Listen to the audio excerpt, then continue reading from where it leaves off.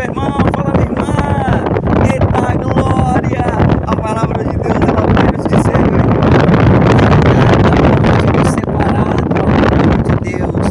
Nem anjo, nem potestade, nem profundidade, nem altura. Ou seja, nada pode te separar você do amor dele. Então isso é o motivo, querido, de você engrandecer e exaltar o nome do Todo-Poderoso.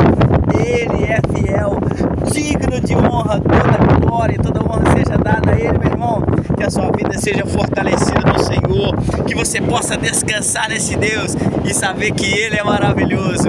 A Bíblia vai dizer que nem olho viu, nem desceu no coração do homem aquilo que o Senhor tem preparado para mim e para você. Então, em nome de Jesus Cristo, viva a palavra de Deus, ame a palavra de Deus, ande na palavra sempre, em nome de Jesus. Um forte abraço, em nome de Jesus.